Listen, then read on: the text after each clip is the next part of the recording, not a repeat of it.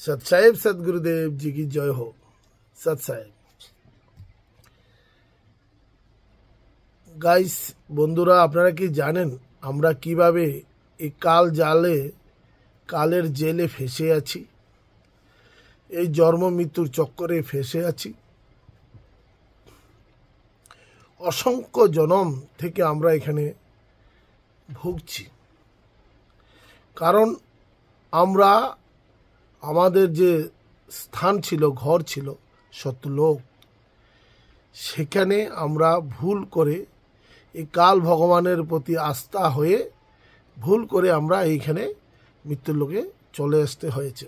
সত্যলোক ছেড়ে, যে সুখ সাগর ছেড়ে এই দুঃখ সাগরে এসে পৌঁছেছি, যার জন্য এই কষ্টগুলো পাচ্ছি, জন্ম মৃত্যুর চক্করে ফেসে আছি। যদি এই তত্ত্বগুলো জানতে হয় তাহলে তত্ত্বদর্শীর লিখিত বই জ্ঞান গঙ্গা, এই যেরকম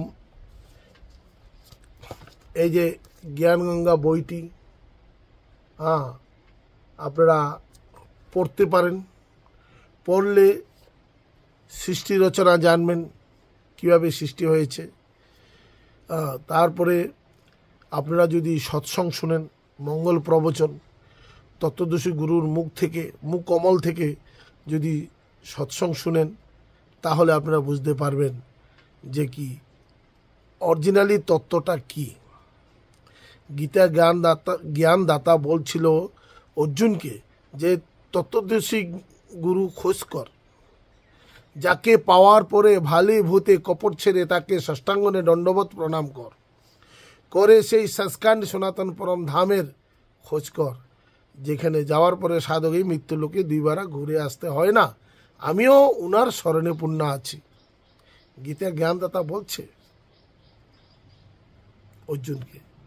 তো আমরা ওই জিনিসটা জানতে, তত্ত্বদর্শী এখন গুরু এখন বর্তমান পৃথিবীতে আছেন, পূর্ণ পরমাত্মা পরমেশ্বর কবির সাহেবের স্বরূপ সন্ত রামপালজি মহারাজজি।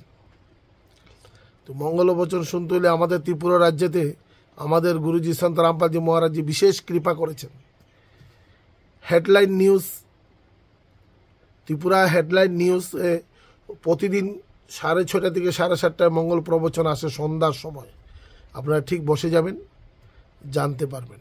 আর এই জ্ঞানগঙ্গা বইটা দেখে বলেছিলাম, জ্ঞানগঙ্গা বইটা যদি পেতে হয় ফ্রি অফ কস্ট পেয়ে যাবেন, লিঙ্ক পেয়ে যাবেন, কমেন্ট বক্সও পেয়ে যাবেন। আপনারা যদি যারা লাগে কমেন্ট করে নেবেন, লিঙ্কটা পাঠিয়ে দেবো, ফ্রি অফ কস্ট আপনার ঘর পর্যন্ত পেয়ে যাবেন।